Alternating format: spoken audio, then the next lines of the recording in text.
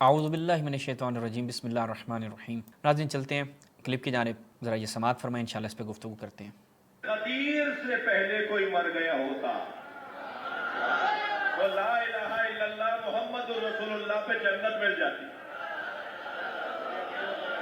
لیکن غدیر کے بعد لا الہ الا اللہ محمد رسول اللہ پہ جنت نہیں ملے گی، علی ولی اللہ پڑھنا پڑے گا۔ الحمدللہ رب العالمین والصلاة والسلام علی سید الانبیاء والمرسلین، لیکن غدیر کے بعد علی ولی اللہ پڑھنا پڑے گا۔ اپنے اس بیان سے یہ تاثر دیا کہ جب مسلمان کلمہ شہادت پڑھتا ہے تو اس کو لا الہ الا اللہ محمد الرسول اللہ صلی اللہ علیہ وآلہ وسلم کے ساتھ علی ولی اللہ پڑھنا پڑے گا۔ یہ کلمہ کا جز ہے، یہ حصہ ہے، اور اس بنیاد پہ یعنی شہادتین کے ساتھ یہ شہادت ثالثہ، تیسری شہادت بھی کلمہ کے اندر ایڈ کرنی پڑے گی۔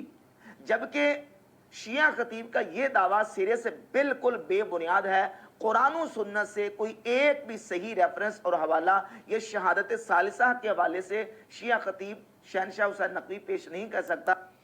پیش کرتے ہیں مولوی صاحب، آپ ہمیشہ ہمارے خطبہ کی طرف جاتے ہیں، ایسے علماء کے جو ممبر سے مخصوص ہیں، اور آپ ان کے اوپر کلپ بناتے ہیں اور کہتے ہیں کہ جی یہ پیش نہیں کر سکتے۔ پھر وہ ظاہری بات ہے، چونکہ وہ ان کا کام خطابت ہے، وہ فن مناظرہ میں نہیں ہے، وہ علم میدان مناظرہ میں نہیں ہے، تو ان کی طرف سے اگر جواب نہیں آتا تو کہتے ہیں دیکھیں جی ہمارا دعویٰ درست تھا، یہ پیش نہیں کر سکتے۔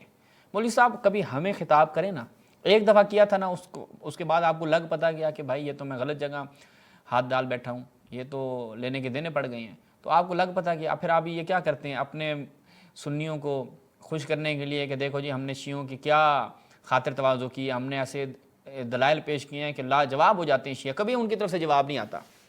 وہ آپ کرتے ہی ایسا ہے نا، ابھی آپ کہتے ہیں شیعہ یہ پیش نہیں کر سکتا، ایک نہیں بھائی، ایک کیا ہوتی ہے اس موضوع پہ؟ مولوی صاحب آپ بیٹھیں تو صحیح ایک منٹ، آپ کو آج بھی ویڈیو میں بھی انشاءاللہ میں بیان کروں گا، کبھی آپ لائیو آئیں، ہم نے آپ کو کئی دفعہ مناظرے کے لیے دعوت دی ہے، لیکن آپ ہمیشہ فرار کرتے ہیں، اور ویسے آپ صداقت فرید ان لوگوں کے پاس پہنچ جاتے ہیں، کیونکہ پتہ ہے وہاں پہ آپ کے اپنے ہی سامنے بیٹھے ہیں، وہ بھی سنی ہے، آپ بھی سنی ہیں، اور آپ کا مذہب جیسا ہے تو اس حساب سے کبھی آپ ایزی ہیں، لیکن شیعوں کو جب آپ لوگ ہاتھ ڈالتے ہیں تو آپ کو پتہ چلتا ہے کہ نہیں بھائی، تشیع رافضیوں سے مقابلہ نہیں ہو سکتا، اس لیے کبھی یہ رافضیوں کے سامنے نہیں بیٹھے گا۔ مولوی راشد مر جائے گا، کبھی کسی رافضی شیعہ کے سامنے نہیں بیٹھے گا، صرف اپنے سنیوں کے سامنے بڑا جناب مناظر بنا ہوا ہے اور بڑا علم رجال علم حدیث کا ماہر بنا ہوا ہے۔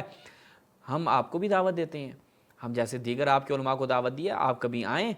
پھر یہ شیعوں پہ ویڈیو بنانا بہت ایزی ہے، شیعہ کے سامنے بیٹھ جاؤ مولوی صاحب ایک دفعہ، پھر آپ کو لگے گا پتہ۔ چلیں جی مولوی صاحب کی آپ بڑکیں سنیں، مولوی صاحب کہہ رہے ہیں ایک روایت پیش نہیں کر سکتا،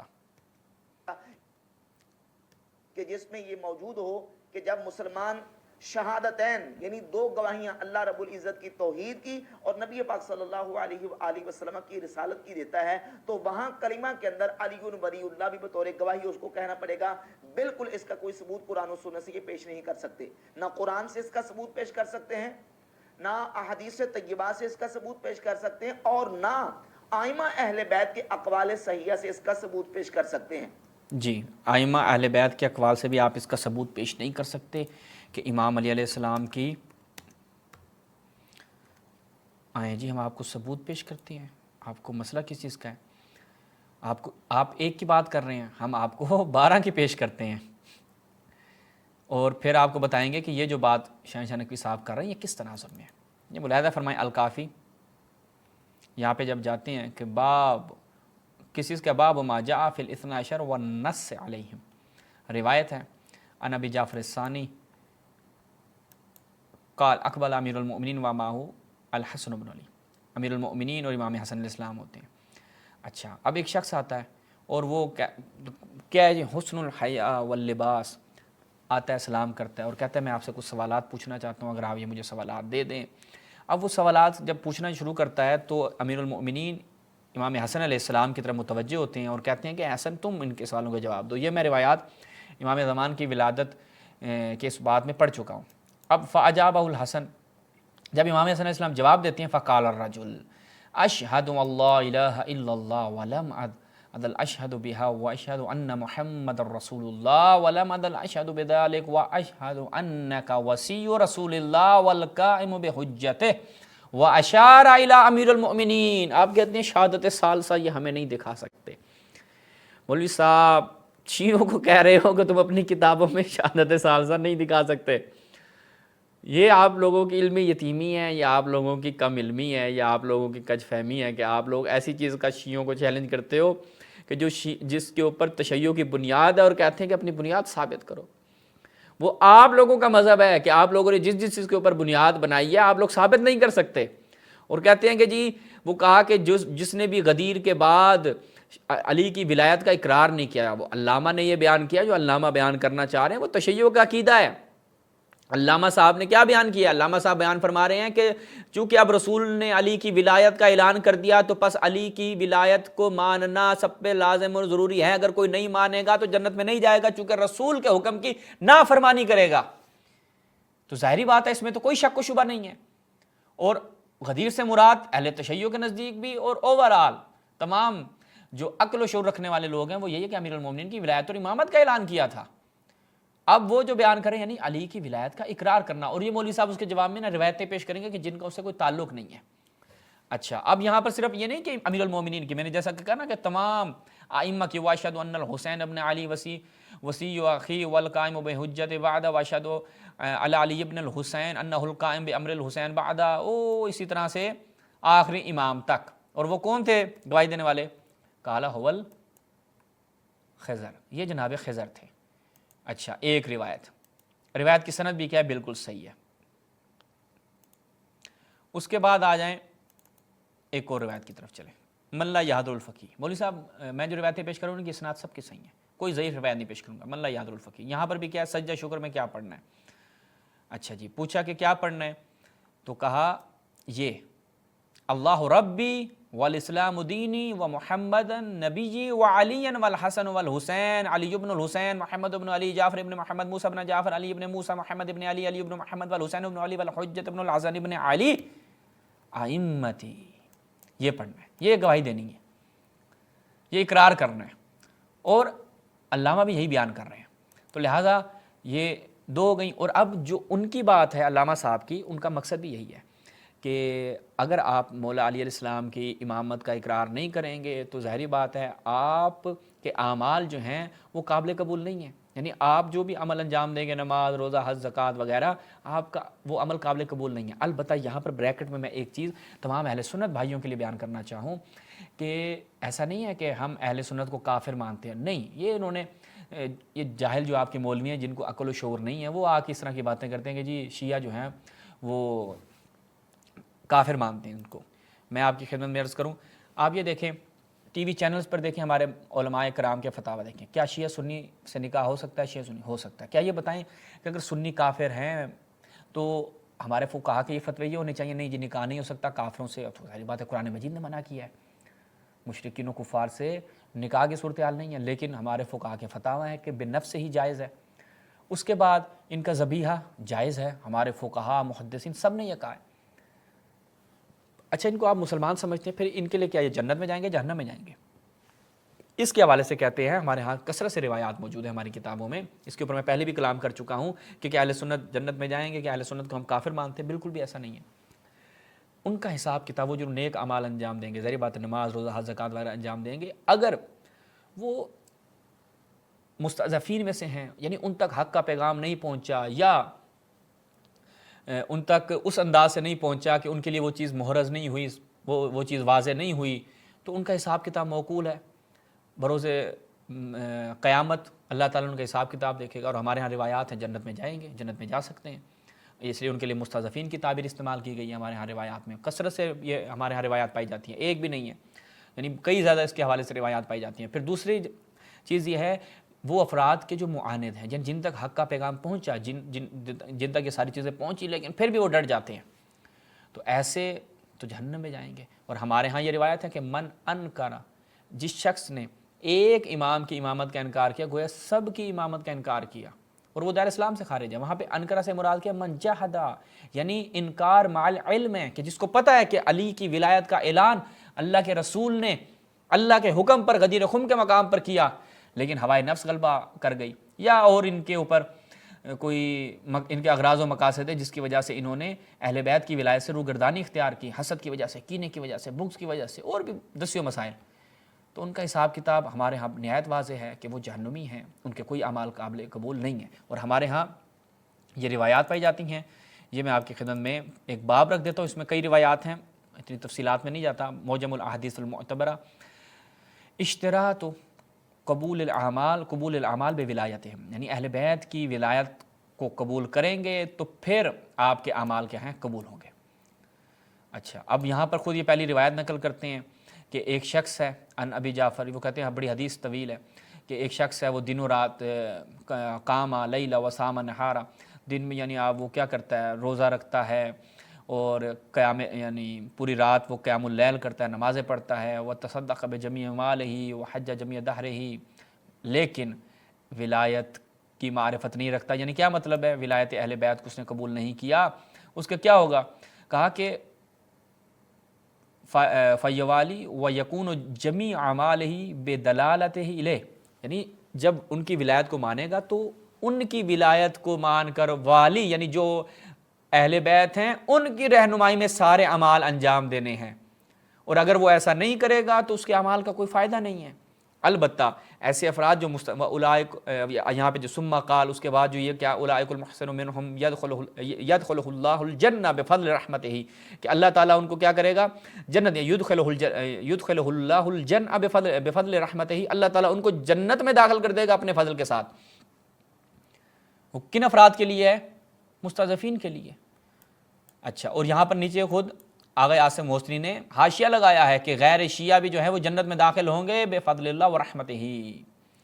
اس کے بعد دوسری روایت ہے کہ امام زین العابدین علیہ السلام سے پوچھا کہ کون سا جو ہے وہ ٹکڑا زمین کا وہ افضل ہے، تو آگے کیا بیان کرتے ہیں کہ اگر کوئی شخص حضرت نوح کی عمر پائے اور دن رات روزے رکھے، نمازیں پڑھے، لیکن اللہ سے ملاقات کرتا ہے بغیر ولایتنا لم ینفع، اس کو کوئی بھی چیز فائدہ نہیں پہنچائے گی۔ اگر ہماری ولایت کے بغیر اللہ سے ملاقات کرتا ہے، لم ینفعہ ذالک شیئا، اس کو کوئی بھی چیز، یہ جو آپ کر رہے ہیں نا، حضرت نوح کی عمر بھی پائے اور جناب دن رات روزے قیام اللیل وغیرہ کرے، کوئی چیز اس کو فائدہ نہیں پہنچائے گی۔ پھر آگے مانی الاخبار کی ایک اور روایت ہے۔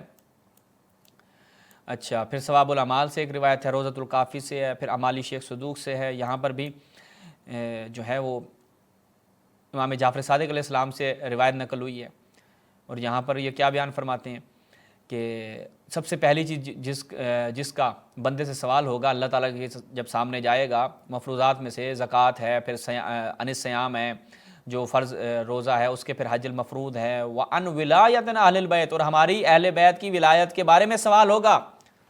اگر وہ اس کا اقرار کرتا ہے، فَإِنْ أَقَرَّ بِوِلَایَتِنَا ثُمَّ مَاتَ عَلَيْهِ، اگر وہ اس کا اقرار کرتا ہے ہماری ولایت کا اور اس کے بعد وہ مر جاتا ہے، تو اس کے نماز، روزہ، زکوٰۃ، حج سب کچھ قبول، اور اگر وہ اقرار نہیں کرتا ہماری ولایت کا اور اللہ کے سامنے جاتا ہے، کچھ بھی اللہ تعالیٰ اس کا قبول نہیں کرے گا۔ علامہ کی مراد یہ ہے، علامہ شہنشاہ نقوی صاحب یہ بیان فرما رہے ہیں۔ مولوی صاحب آپ کہتے ہیں اس کا کوئی دلیل نہیں ہے، کوئی ثبوت نہیں ہے، اتنا بڑا آپ نے کلپ بنا دیا، 10-11 منٹ کی آپ نے گفتگو کی، اور بیچارے مولوی صاحب کو پتہ ہی نہیں تھا۔ اچھا جی، اس کے بعد مولوی صاحب کی پھر آگے سن لیں، اور کچھ بیان کر رہے ہیں۔ سنی شیعہ کتابوں کے اندر شہادتین کا ذکر ہے، صرف دو شہادتوں کا، ایک اللہ کی وحدانیت کی شہادت اور ایک نبی پاک صلی اللہ علیہ وآلہ وسلم کی رسالت کی شہادت۔ گواہی دینی ہے کہ اللہ رب العزت کے علاوہ کوئی عبادت کے لائق نہیں، اور محمد صلی اللہ علیہ وآلہ وسلم اللہ کے رسول ہیں۔ اس کو شہادتین کہا جاتا ہے۔ بس دو شہادتیں ہیں۔ شہادت ثالثہ کا نہ قرآن سے ثبوت ہے، نہ احادیث سے، اور نہ ائمہ اہل بیت کے اقوال صحیحہ سے۔ من گھڑت اور موضوع قسم کی روایات اور اقوال یہ جتنے مرضی پیش کریں، اقوال صحیحہ جو ایک بھی روایت من گڑت موضوع نہیں ہے۔ مولوی صاحب آپ مر کے بھی ثابت نہیں کر سکتے، ساری صحیح روایات آپ کے سامنے پیش کی ہیں، پھر آپ کہتے ہیں قرآن سے بھی نہیں پیش کر سکتے۔ تو ہم آپ کی خدمت میں عرض کرتے ہیں کہ امام علیہ السلام کی جو ولایت ہے وہ قرآن سے کیسے، ہمارے اہل بیت نے جو قرآن کی تفسیر کی ہے وہ کیسے ثابت ہوتی ہے۔ معجم الاحادیث المعتبرہ عاصم حسنی صاحب یہاں پر الکافی کی ایک روایت نقل کرتے ہیں ابو بصیر سے کہ میں نے رسول اللہ سے امام جعفر صادق علیہ السلام سے پوچھا کس چیز کے بارے میں؟ اطیعوا اللہ واطیعوا الرسول واولی الامر منکم کے بارے میں. فقال کس کے لیے نازل ہوئی؟ علی ابن ابی طالب، امام حسن و امام حسین کے لیے. اچھا، اس کے بعد میں نے کہا کہ یہ لوگ سنی یعنی کہتے ہیں کہ کیوں مولا علی اور اہل بیت کا نام قرآن مجید میں نہیں آیا؟ روایت تفصیل سے ہے. کہا پھر آگے کیا بیان فرماتے ہیں کون کون سی آیات ہیں، آیات سے استدلال کیا کہ یہ ان کے بارے میں ہے کہ اطیعوا اللہ واطیعوا الرسول یہ ان کے بارے میں ہے. اس کے بعد کا من کنت مولا فعلی مولا اوصیکم اللہ بکتاب اللہ واہل بیتی. اچھا، اس کے بعد آگے چلیں، انما یرید اللہ لیذھب، یہ آیت تطہیر کو بیان کیا کہ یہ اہل بیت کے لیے ہے. اچھا جی، اور دیگر آیات یہاں پر جو امام جعفر صادق علیہ السلام نے بیان کی اور کہا کہ یہ کس کے لیے ہیں؟ یہ اہل بیت کے لیے ہیں. یعنی یہ روایت نہایت تفصیلی ہے، ہم نے فقط کیا ہے مختصراً آپ کے خدمت میں بیان کی. تو اہل بیت کی امامت اور ولایت کا اقرار کرنا خود قرآن مجید میں مع تفسیر اہل بیت موجود ہے. یعنی قرآن مجید کی یہ آیات ان کی تفسیر کی اہل بیت خود بیان فرما رہے ہیں کہ یہ ہمارے لیے نازل ہوئی ہے، یہ امام حسن و امام حسین امام علی علیہ السلام کے لیے نازل ہوئی ہے. تو آپ کہتے ہیں نا قرآن میں ہے نا حدیث میں ہے. ابھی تو میں آپ کے سامنے جب ایک چیز رکھوں گا پھر آپ کو لگ پتہ جائے گا، پھر آپ تو اپنی کتابوں سے ثابت بھی نہیں کر پائیں گے. آگے سنیں. جو ہے وہ ائمہ اہل بیت بھی اس مسئلہ میں یہ پیش شیعہ نہیں کر سکتے.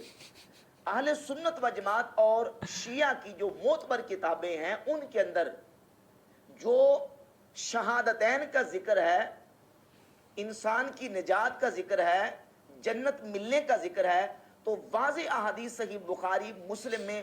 اور ملا باقر مدرسی شیعہ کا بڑا عالم ہے، اس نے اپنی کتاب بہار الانوار کی جلد نمبر 3 صفحہ نمبر 13 پہ ائمہ اہل بیت سے وہ روایت ذکر کی ہیں کہ نبی پاک صلی اللہ علیہ وآلہ وسلم نے فرمایا من قال لا الہ الا اللہ دخل الجنہ، من شہد اللہ الہ الا اللہ داخل الجنہ، جس نے لا الہ الا اللہ کہہ دیا وہ جنت میں داخل ہوگا.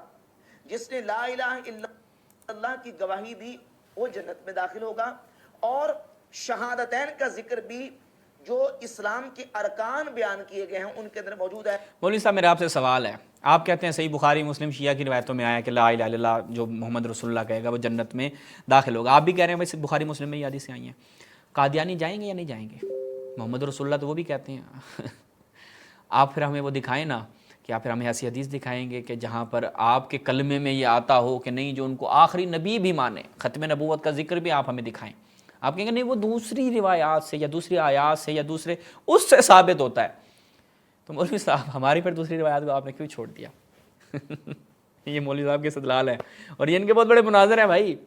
اور یہ بڑے جناب مرزا کو اور سب کو انہوں نے جناب کہتے ہیں کہ ہمارا کوئی جواب نہیں دے سکتا. مناظرے کے چیلنج کرتے ہیں وہ اشرف جلالی والوں کو چیلنج کرتے ہیں اور فلاں دن یہ دن ہوگا. لیکن میں نے کہا نا کہ ادھر وہ وہیں پہ رہیں گے، کبھی صداقت فریدی کے پاس پہنچ جائیں گے، کبھی اشرف جلالی والوں کے پاس پہنچ جائیں گے، شیعوں کے سامنے نہیں بیٹھیں گے. کیونکہ شیعہ ان کی یہ حالت کرتے ہیں جو ابھی کر رہے ہیں کہ روایت پڑھیں اور کہتے ہیں جی اس سے ثابت ہو گیا بس باقی چیزیں مل گئیں. اس بات تو شے نفی مادہ نہیں کرتا. ایک چیز کو آپ نے ثابت کر دیا اس سے مطلب ہے باقی چیزوں کی نفی ہو جاتی ہے. بس اہل بیت کی امامت اور ولایت میں نے آپ کو 10 روایتیں ابھی آپ کے سامنے رکھی ہیں، ان کو آپ نے کیوں چھوڑ دیا؟ اور میرا آپ سے اسی پہ میں نے جب سوال کیا کہ لا الہ الا اللہ محمد رسول اللہ پڑھو جنت میں جاؤ، تو بھائی قادیانی تو پھر جائیں گے، آپ ان کو کافر کہتے ہیں. خیر آپ تو دیوبندیوں کو بھی کافر کہتے ہیں اور کیا کہتے ہیں اہل حدیث بریلوی وہ سارے ایک دوسرے کو آپ لوگ کافر ہی کہتے ہیں. آپ میں سے پتہ مسلمان کون ہے؟ آپ میں کبھی آپ کے جو عالم ہے وہ بھی فیصلہ نہیں کر پائے. صحیح بخاری مسلم کے اندر حدیث موجود ہے کہ رسول اللہ صلی اللہ علیہ وآلہ وسلم نے فرمایا بنی الاسلام علی خمس، اسلام کی بنیاد 5 چیزوں پر ہے. شہادت اللہ الہ الا اللہ وان محمد رسول اللہ صلی اللہ علیہ وآلہ وسلم، اس بات کی گواہی دینا کہ اللہ کے علاوہ کوئی عبادت کے لائق نہیں اور محمد صلی اللہ علیہ وآلہ وسلم اللہ کے رسول ہیں، اللہ کے بندے ہیں، اللہ کے رسول ہیں. وَإِقَامُ الصَّلَاةِ وَإِيتَاءُ الزَّكَاةِ وَحَجُّ الْبَيْتِ وَصَوْمُ رمضان، نماز پڑھنا، زکوٰۃ دینا، بیت اللہ کا حج کرنا اور رمضان شریف. اب یہ روایت آپ نے اپنی کتاب سے تو پڑھ دی، ہماری کتاب سے کیوں نہیں پڑھی مولوی صاحب؟ ہماری کتاب میں آپ کو مل جاتا کہ وہاں پر کیا ہے. یہ ملاحظہ فرمائیں، یہ آپ نے بنی الاسلام تو پڑھ دی، یہ مرآت العقول ہے ملا باقر مجلسی کی، آپ کو ملا باقر مجلسی کی کتاب کا بڑا شوق ہو رہا تھا بہار الانوار کا، تو یہ آپ نے ساری روایتیں مس کر دی، بس اپنے ایک روایت اٹھا لی ہزاروں روایتوں میں سے اور کہا کہ مقدمہ ثابت ہو گیا. سفینہ کے نشون بدید. مرآت العقول فی شرح اخبار آل رسول، اس کی الجزء السابع ہے، 7ویں اس کی جلد ہے. الحدیث الخامس صحیح من گھڑت نہیں. کہا کہ زرارہ امام جعفر صادق امام باقر علیہ السلام سے روایت کرتے ہیں کہ بنی علیہ السلام علی 5 اشیاء، 5 چیزیں ہیں، صلاۃ، زکوٰۃ، حج، صوم والولایہ. قال زرارہ فقلت وای شیء من ذلک افضل، کون سی چیز سب سے زیادہ افضل ہے؟ قال الولایہ افضل، ان سب میں سے لانھا مفتاحہن، یہ وہ بات ہے جو علامہ شہنشاہ حسین نقوی صاحب فرما رہے تھے کہ ولایت سب سے افضل ہے، ولایت ہوگی تو یہ سارے اعمال قابل قبول ہوں گے، چونکہ آپ انہی امام کی رہنمائی میں جو میں نے پیچھے روایتیں دکھائیں کہ وہ رہنمائی کرے گا، وہ جیسے بتائے گا نماز پڑھنی ہے، وہ جیسے بتائے گا روزہ رکھنا ہے، نہ کہ یہ مرضی جیسے دل کرے نماز پڑھ لو، جیسے دل کرے روزہ رکھ لو. تو لہٰذا یہ روایت ہم نے جو آپ اپنی بخاری مسلم سے دکھا رہے ہیں تشیع کی کتاب سے بھی دکھا دیتے، ایک نہیں الکافی میں 10 مقامات پہ ہے. یہ میں نے فقط ایک نمونہ آپ کی خدمت میں یہاں پہ بیان کیا ہے. یہ مولوی صاحب کی حالت ہے. اب میں آخر میں مولوی صاحب کے لیے ایک سوال چھوڑتا ہوں. وہ کہتے ہیں کہ جی یہ تشیع نے جو یہ بات رکھی ہوئی ہے، یہ من گھڑت عقیدہ ہے، یہ ہے وغیرہ وغیرہ. تو اب مولوی صاحب مجھے ذرا اس کا جواب دینا کہ قرآن و سنت میں یہ کدھر ہے. یہ مجھے بتا دیں ذرا کہ آپ کے حضرت ابو بکر اور عمر کی خلافت کا جو منکر ہے وہ کافر کیسے ہو گیا؟ اس کا آپ نے ہمیں جواب دینا ہے. آپ کے علماء نے یہ جو بیان کیا جس کا ذکر نہ قرآن میں، یہ ابن عابدین رسائل ابن عابدین الجزء الاول ہے. یہاں پر کیا ہے؟